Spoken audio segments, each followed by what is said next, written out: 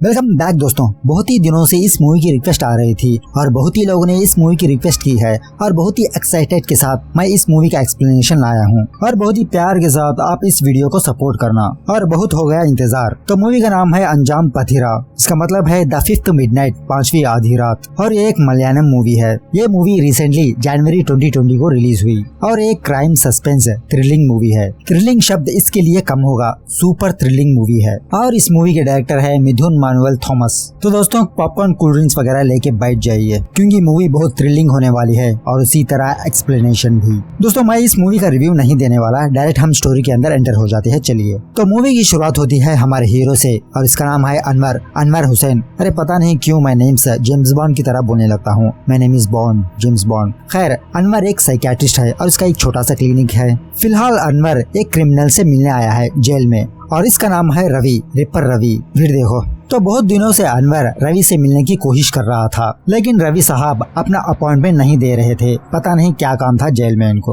अब कुछ दिनों में इनको फांसी होने वाली है, यानी रवि को। तो रवि की लास्ट विश है कि वो एक बार अनवर से मुलाकात करे, तो इसीलिए अनवर रवि से मिलने यहाँ पर आया है। एक्चुअली में अनवर रवि के बारे में जानना चाहता है। तो यहाँ पर रवि तकरीबन 14 लोगों को मारा है और बहुत ही बेरहमी से मारा है। रवि अनवर को कहता है, सर लोग तो मुझे पता नहीं क्या क्या नाम से पुकारते हैं। रिपर रवि कहते हैं, क्रूएल रवि कहते हैं और कुछ लोग कहते हैं कि मैं एक साइको हूँ, लेकिन मेरे नजरिए में ये सब बेकार की बातें हैं और मुझे लोगों को मारने में बहुत खुशी होती है। जब मैं हैमर लेके उनके सिर पे मारता हूँ तब उनके सिर की फटने की आवाज आती है, वो क्रैकिंग की आवाज, वो सुन के मुझे बेहद खुशी होती है। और सर इसी को इंग्लिश में कहते हैं एक्सेसी, यानी परम आनंद, अहम ब्रह्मास्मि। और उसी आनंद पाने के लिए मैं लोगों को मारता था। तो इस तरह अनवर रवि की कहानी जानने लगता है। एक्चुअली में अनवर अपनी PhD क्रिमिनोलॉजिस्ट में कर रहा होता है। इसी के लिए अनवर कई तरह के कल्पिट से मिलने लगता है और उनके बारे में स्टोरी लिखने लगता है।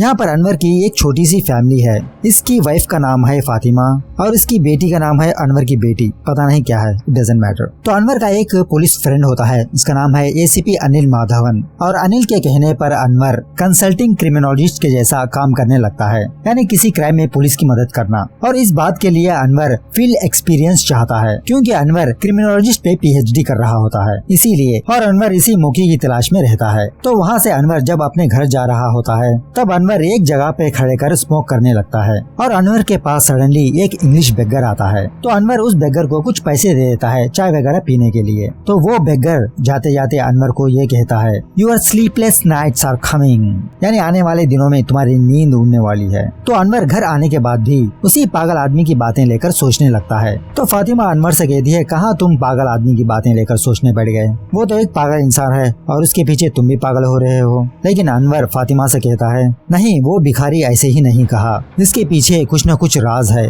और मुझे पक्का यकीन है कुछ न कुछ बुरा होने वाला है। उसके बाद एक दिन रात DSP अब्राहम कोशी अपने घर जा रहा होता है। तब उसके घर के पास स्ट्रीट लाइट चली जाती है और अब्राहम के सामने एक वैन खड़ी होती है, उसमें से एक लाल बत्ती सुलगती रहती है और उस वैन में से कुछ अजीब से सोम भी आने लगते हैं। ये देखने के लिए अब्राहम उस वैन के पास जाता है कि तभी सडनली उसके सामने एक मास्क वाला इंसान आता है और ये एक उल्फ का मास्क पहना हुआ रहता है। कि तभी सडनली अब्राहम के पीछे से एक और आवाज आने लगती है, हाय, और बैम यहाँ पर इसका किडनैप हो जाता है। तो दूसरे दिन सुबह एक कंस्ट्रक्शन फील्ड पे अब्राहम की बॉडी पाई जाती है। 2 वर्कर्स इस बॉडी को देखा है और ये लोग पुलिस को इन्फॉर्म कर देते हैं। तो यहाँ पर अनवर को इसी मौके की तलाश थी, यानी वो एक फील्ड वर्क करे। तो अनिल अनवर को क्राइम स्पॉट बुलाता है और इस केस में अनवर को इन्वॉल्व करता है। जब अनवर क्राइम स्पॉट पर जाता है तब अनवर को ये बात पता चलती है कि अब्राहम को किस तरह से मारा गया, यानी अब्राहम की 2 आंखें नहीं होती और उसी तरह उसका हार्ट भी नहीं होता। किसी ने इन 2 ऑर्गन्स को ले लिया है और अब्राहम की बॉडी पर कुछ स्प्रे वगैरह कर दिया है ताकि पुलिस की डॉग्स स्मेल ना कर सके।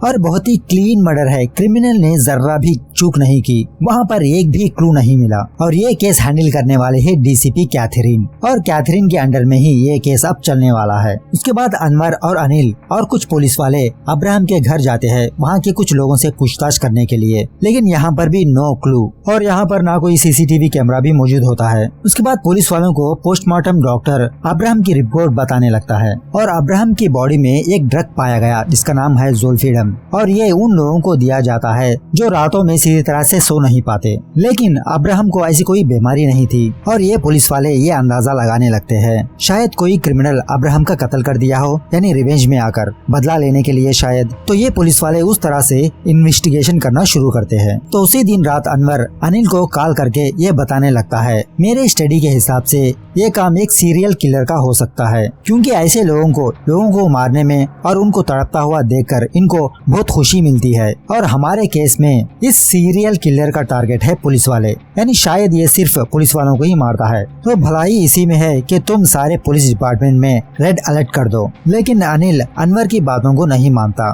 कि तुम एक साइकियाट्रिस्ट हो, इसीलिए तुमको ऐसा फील हो रहा है, प्लीज मुझे सोने दो। फिर कुछ दिनों बाद उसी तरह से एक और पुलिस ऑफिसर का किडनैप हो जाता है और सेम उसी तरह उसके सामने एक वैन आती है और एक मास्क वाला इंसान आकर इसको किडनैप कर लेते हैं। और थोड़ी देर बाद ये खबर पुलिस में फैल जाती है और सारी की सारी केरला पुलिस अलर्ट हो जाती है और यहाँ से 24/7 काम करना शुरू कर देते हैं। सारी जगह पर चेकिंग होने लगती है और उसी तरह सीसीटीवी फुटेज भी चेक करने लगते हैं, लेकिन नो क्लू कि तभी कुछ पुलिस ऑफिसर को देखकर एक वैन उनके सामने खड़ी हो जाती है और वो वैन धीरे धीरे पीछे जाने लगती है। लेकिन किसी भी तरह करके वो पुलिस वाले उस वैन को रोक लेती है। उस वैन की तलाशी लेने पर पुलिस को ये बात पता चलती है कि उस वैन में सिर्फ कुछ सिगरेट्स और तंबाकू वगैरह है, इसीलिए वो वैन पुलिस को देखकर पीछे हट रही थी। तो दूसरे दिन सुबह जब पल्सन पुलिस स्टेशन के पीछे सुसु करने के लिए जाता है तो कुछ दूरी पर इसको एक मूर्ति दिखती है और दिखने में ये कुछ कानून की मूर्ति जैसी दिखती है। जब पल्सन उस मूर्ति को लेने के लिए जाता है तो उसके पीछे एक लाश होती है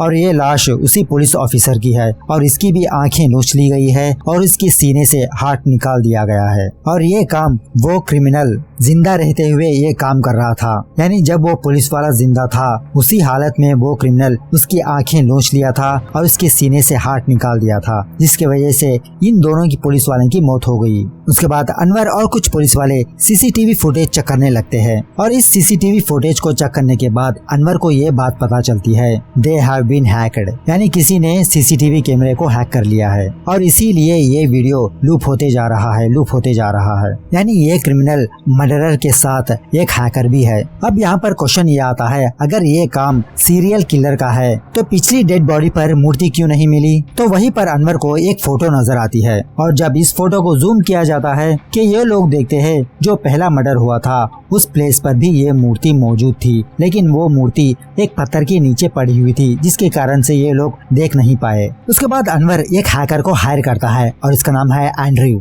और एक समय पर एंड्रयू शायद इसका पेशेंट रहा होगा। उसके बाद एंड्रयू पुलिस को ये समझाने लगता है कैसे क्रिमिनल ने वो सीसीटीवी कैमरे को हैक किया है और उसी तरह वो क्रिमिनल पुलिस से 2 स्टेप आगे है। ये सुनने के बाद कैथरीन एंड्रयू को यहीं पर बिठा देती है, यानी पुलिस स्टेशन में ही, और पुलिस की मदद करने के लिए कहती है। बेचारा एंड्रयू फंस गया। उसके बाद अनवर और अनिल ये दोनों उस मूर्ति को लेकर इन्वेस्टिगेशन करना शुरू करते हैं, यानी ये मूर्ति किसने बनाई और किस दुकान पे पाई जाती है वगैरह। और ये मूर्ति आम कानून की मूर्ति नहीं है, यानी कानून की मूर्ति पर पट्टी बंदी होती है, लेकिन इस मूर्ति पर आंखें है। कोई पर्सनली इस मूर्ति को बनवाया है। किसी पुलिस स्टेशन में एक लड़की आती है उस मूर्ति के बारे में इंफॉर्मेशन देने के लिए, क्योंकि पुलिस ने उस मूर्ति को सोशल मीडिया में वायरल कर दिया था। उसी न्यूज को देखकर ये लड़की यहाँ पर आई है, लेकिन ये पुलिस वाले की लापरवाही की वजह से वो लड़की वहाँ से चली जाती है बिना इंफॉर्मेशन दिए। तो यहाँ पर फातिमा अनवर को ये एडवाइस देने लगती है, तुमने डेविंसी कोड के बारे में जानते हो ना,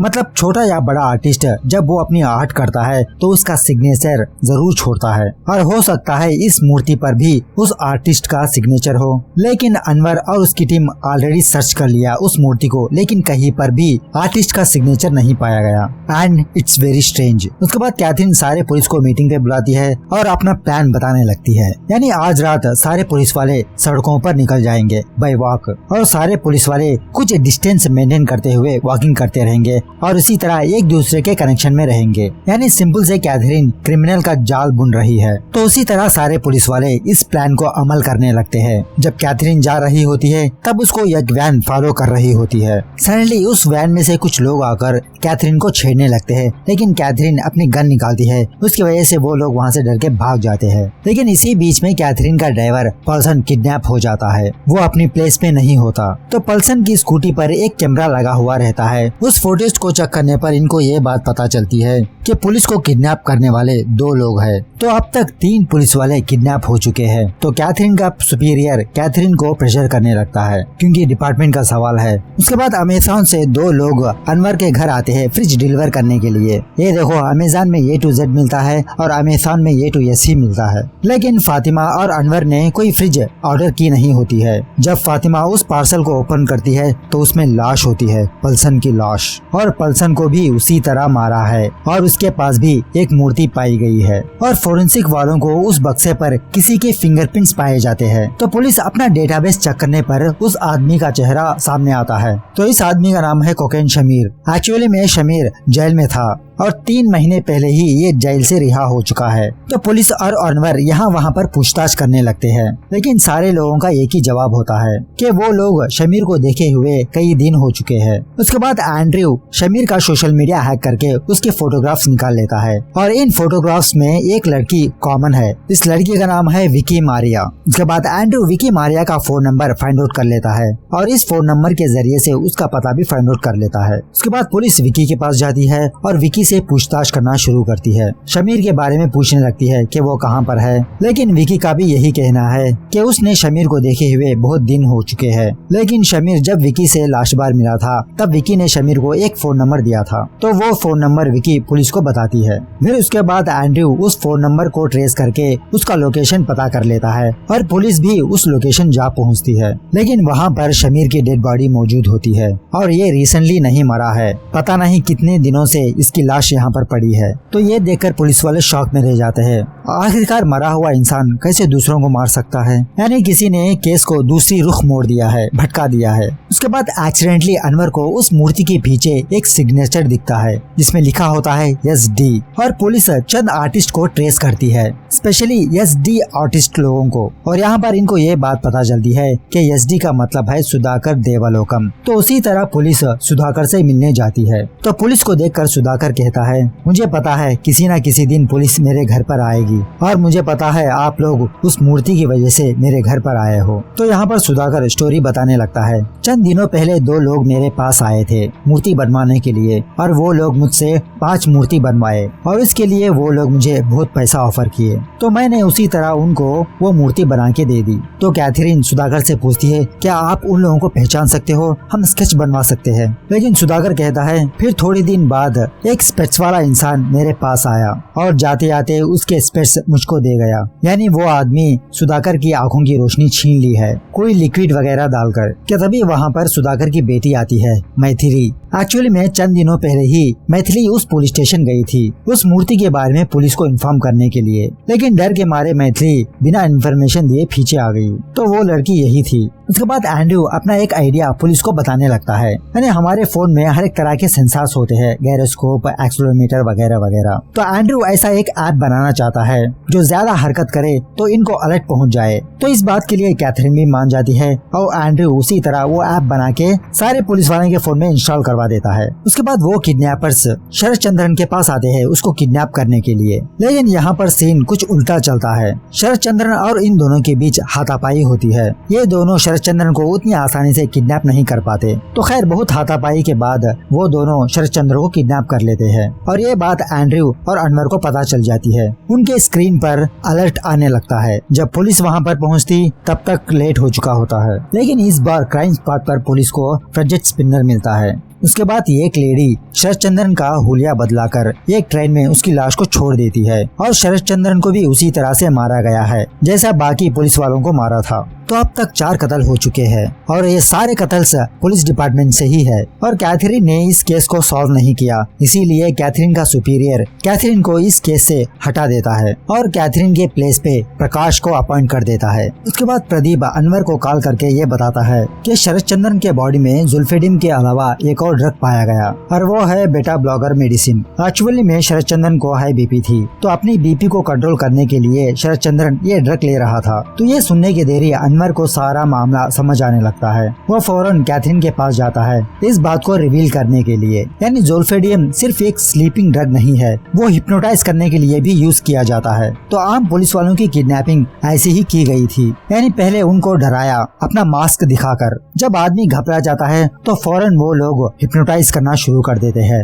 इसीलिए चुपचाप वो विक्टिम्स बिना शोर शराबा किए उस किडनैपर्स के साथ चले गए। लेकिन शरद चंद्रन के केस में कुछ अलग है। वो टेनॉर्मिन लेने की वजह से ज़ोल्फेडियम इस पर असर नहीं किया। इसकी वजह से शरद चंद्रन हिप्नोटाइज नहीं हुआ और इन दोनों के बीच हाथापाई हुई। इससे ये बात पता चलती है कि क्रिमिनल सिर्फ हैकर ही नहीं, हिप्नोटाइज का मास्टर भी है। लेकिन कैथरीन अनवर को कोई हेल्प नहीं कर पाती क्योंकि ये इस केस से हट चुकी है। उसके बाद अनवर एक दिन अपने बेटी के हाथ में वो स्पिनर देखता है कि तभी उसको एक आइडिया आता है। तो अनवर फौरन पुलिस स्टेशन जाकर पुराने रिकॉर्ड्स चेक करने लगता है जो स्पिनर पकड़ा हुआ रहता है। यहाँ पर अनवर को ये फोटोग्राफ दिखती है। तो अनवर इस आदमी की स्टोरी पढ़ना शुरू करता है। तो इसका नाम है साइमन मंजूरन। बचपन से ही इसका दिमाग सटका हुआ था और साइमन यूएस जाकर अपनी कंप्यूटर इंजीनियरिंग खत्म किया और अपने गांव आकर ये हैकिंग करना शुरू कर दिया। तो उसी तरह साइमन डार्क वेब में घुसकर कुछ टॉर्चर वीडियोस देखने लगा था। इसको ऐसा करते हुए इसके पिताजी ने देख लिया। साइमन के पेरेंट्स साइमन को बहुत समझाने की कोशिश की और साइमन के पेरेंट्स साइमन से बात करना भी बंद कर दिया था। लेकिन कुछ दिनों के बाद साइमन अपने पेरेंट्स को ही मार चुका था, जिसकी वजह से साइमन को जेल हो चुकी थी। फिलहाल की कंडीशन की बात करें तो किसी फायर एक्सीडेंट में साइमन की मौत हो गई है जेल में ही।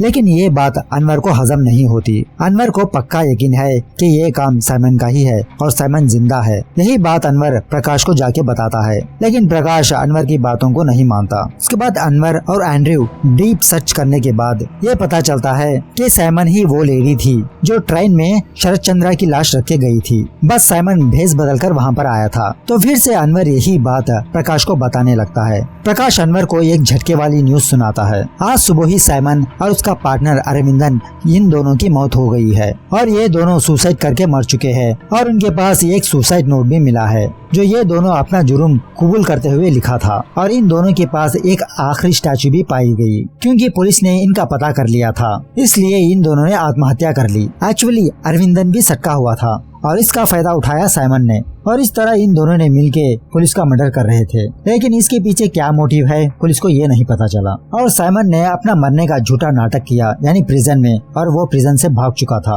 और साइमन अरविंदन के घर में रह रहा था और यहीं पर ये दोनों प्लान कर रहे थे। लेकिन अब भी अनवर को ये बात हजम नहीं होती, कुछ न कुछ गड़बड़ जरूर है। ये सिर्फ केस को भटकाने के लिए एक चाल है। तो यही बात अनवर कैथरीन और अनिल को बताने लगता है। लेकिन कैथरीन कहती है अनवर तुम जैसा सोच रहे हो वैसा नहीं है, दिस केस इज क्लोज्ड। तो दूसरे दिन सुधाकर अनवर को कॉल करके अपने घर बुलाता है क्योंकि वो इंसान सुधाकर के पास भीड़ से आया था और उसके पास से 6th स्टैचू ले गया। एक्चुअली में सुधाकर ने 6 स्टैचूज बनाए थे और 6th वन इन लोगों से छुपा के रखा था और वो आदमी फिर से सुधाकर के पास आकर वो स्टैचू ले गया है। और इस बार उस आदमी का चेहरा सुधाकर की बेटी देख लेती है और उसी तरह सुधाकर उस आदमी का स्केच बनवाता है और यही वो इंसान है जो सुधाकर के पास से स्टैचू ले गया। और इस आदमी का नाम है डॉक्टर बेंजामिन लुइस, साइकियाट्रिस्ट। हाँ, ये भी साइकियाट्रिस्ट ही है। तो अनवर बेंजामिन की स्टोरी जानने के लिए उसके गाँव जाता है। तो यहाँ पर स्टोरी का सस्पेंस रिवील होता है।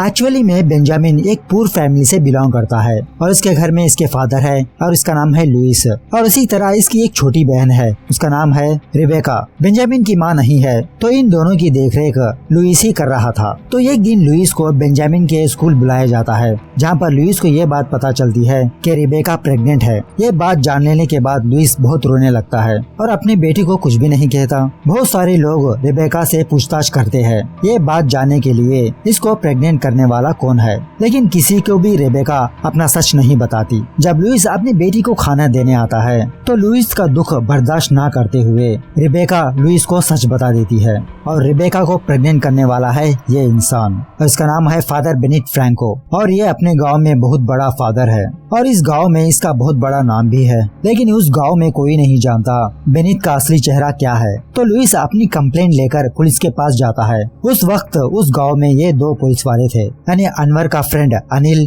और शरद चंद्रन, जो रिसेंटली मारा गया। और अनिल उस कंप्लेंट को लेने के बजाय उस फादर के पास जाता है और इस केस को दबाने के लिए अनिल उस फादर से पैसे लेता है। और एक दिन अनिल और शरद चंद्रन ये दोनों लुइस के घर आते हैं और इसको बहुत डरा धमकाने लगते हैं और मजबूरन लुइस अनिल के दबाव में आकर अपना एक झूठा सा जुर्म कबूल करता है, यानी रेबेका का प्रेग्नेंट का कारण लुइस ही है, जिसके कारण रेबेका को कहीं दूर भेज दिया जाता है, यानी किसी ऑर्फनेज को भेज दिया जाता है। और इसी तरह लुइस को जेल हो जाती है और लुइस ये गम ना सहते हुए एक दिन जेल में ही सुसाइड कर लेता है, जिसकी वजह से बेंजामिन बहुत अकेला पड़ जाता है और ये धीरे धीरे डिप्रेस में जाने लगता है। लेकिन बहुत मुश्किल से बेंजामिन उस डिप्रेस से बाहर आता है और अपनी पढ़ाई करना शुरू करता है। और किसी स्कॉलरशिप के नीचे वो यूएस भी गया था और यूएस जाकर अपनी पढ़ाई खत्म की। तो जब अनवर अपने घर आ रहा होता है तो ये सारा किस्सा अनिल को बताने लगता है, मतलब ये सारे फसाद की जड़ अनिल ही है। तो अनिल अनवर को अपने स्पॉट बुलाता है बात करने के लिए। तो रास्ते में ही अनवर को अनिल की तरफ से एक मैसेज आता है कि मैं यहाँ पर हूँ, फौरन तुम यहाँ पर आओ। उसके फौरन बाद ही अनवर को अननोन नंबर से एक और मैसेज आता है, I am here to Anwar. और अनवर इस नंबर को एंड्रयू को भेज देता है ट्रैक करने के लिए, लेकिन कोई फायदा नहीं है, वो स्विच ऑफ में रहता है। जब अनवर अपने स्पॉट जाता है तो वहाँ पर अनिल नहीं रहता, सिर्फ उसकी कार रहती है। यानी अक्सर अनिल और अनवर ये दोनों यहाँ पर मिला करते थे। तो वहीं पर अनवर को एक ड्रोन दिखाई देता है। एक्चुअली में ये ड्रोन किसी वेडिंग का ड्रोन होता है, किसी वेडिंग की फोटोशूट होती रहती है। तो उस ड्रोन की मदद से अनवर को ये क्लिप देखने को मिलती है, जहाँ पर अनवर को एक वैन दिखाई देती है। तो फौरन अनवर इस क्लिप को एंड्रयू को भेज देता है इस वैन को ट्रैक करने के लिए। तो थोड़ी देर बाद एंड्रयू अनवर को वो एड्रेस भेज देता है और यहाँ पर दिखाया जाता है बेंजामिन को। तो यहाँ पर अनिल हलाल होने के लिए रेडी होता है। तो इस प्लेस को ट्रैक करते हुए अनवर और दो पुलिस वाले यहाँ पर पहुँच जाते हैं। तो बेंजामिन और इन पुलिस वालों के बीच हाथापाई होती है, जिसकी वजह से बेंजामिन उन दोनों को नॉकआउट कर देता है और इन दोनों को रिवाइव करने के लिए अनवर यहाँ पर आता है। और इसी तरह बेंजामिन अनवर को ऑलमोस्ट मार ही देता है उसका गला घोट के तभी वहाँ पर कैथरीन आती है और बेंजामिन पर हमला कर देती है। तो बेंजामिन पकड़े जाने के बावजूद भी वो अपना मोटिव पुलिस को नहीं बताता, वो अपना बयान पुलिस को नहीं बताता। लेकिन ये राज सिर्फ 3 लोगों को पता है, अनवर, अनिल और बेंजामिन। अनवर अनिल को देखकर अपना गुस्सा जाहिर करता है, क्योंकि सारी फसाद की जड़ यही है। इसी से ये केस स्टार्ट हुआ और बहुत सारे इनोसेंट पुलिस वाले भी मारे जा चुके हैं। अनिल अनवर के पास आकर कहता है, तुम भी अपना मुंह बंद ही रखो, और अनवर को प्रमोशन की लालच देता है। और बेंजामिन ने ठान लिया कि वो कभी भी सच नहीं बताएगा। और इस काम के लिए बेंजामिन ने कई सारे लोगों को यूज किया है, जैसे कोकेन शमीर, यानी बेंजामिन उसके फिंगरप्रिंट्स हासिल कर लिया और उसी को मार दिया। और उसी तरह साइमन और अरविंदन। उसके बाद अनवर बेंजामिन के पास आता है और उसके प्लानिंग की दाद देने लगता है और बेंजामिन भी अनवर की तारीफ करने लगता है। और इसी में अनवर को ये बात भी पता चलती है, जिस प्रिजन में साइमन रहता था वहाँ पर एक फायर एक्सीडेंट हुआ था, जिसके कारण साइमन मर चुका था और वो लाश किसी की नहीं, बेनिट फ्रैंको की थी, यानी फादर की, जिसने रेबेका को प्रेग्नेंट किया था। यानी यहाँ पर बेंजामिन ने बॉडी शिफ्ट कर दी थी और इसीलिए बेनिट की लाश पहचानने के लायक नहीं थी, वो पूरी तरह से जल चुकी थी। तो इसी में अनवर को ये बात भी पता चलती है, बेंजामिन का असली टारगेट अनिल और शरद चंद्रन है और इस केस को भटकाने के लिए बेंजामिन ने रैंडम मर्डर्स किया था। अगर वो डायरेक्ट मर्डर करता तो बात तह तक जाती, इसीलिए बेंजामिन ने ये मास्टर प्लान बनाया। लेकिन अनवर बेंजामिन से कहता है, लेकिन अभी भी तुम्हारा एक गुनहगार जिंदा है और वो है अनिल, तुम अनिल को नहीं मार पाए। उसके बाद जब बेंजामिन को कोर्ट ले जा रहा होता है तब अनिल का ऑर्डर होता है कि बेंजामिन का एनकाउंटर कर दे। तो उसी तरह बेंजामिन मारा जाता है। और जब अनवर अनिल के घर आता है तो अनिल के घर से एक लड़की बाहर आती हुई नजर आती है और इस लड़की को अनवर ने कभी भी नहीं देखा। जब अनवर अंदर जाता है तो अंदर अनिल की लाश पड़ी हुई होती है, यानी उस लड़की ने अनिल का मर्डर कर दिया। और अनवर फौरन बाहर जाकर रेबेका कहकर आवाज लगाने लगता है। रेबेका पलट के अनवर को देखती है और चुपचाप रेबेका वहाँ से निकल जाती है और अनवर भी खामोश रह जाता है। तो दोस्तों कैसी लगी मूवी कमेंट करके बताना जरूर, और इससे आपको क्या सीख मिलती है वो भी कमेंट करके बताना जरूर। मिलते हैं अगली वीडियो में, तब तक take care, bye bye, see you soon.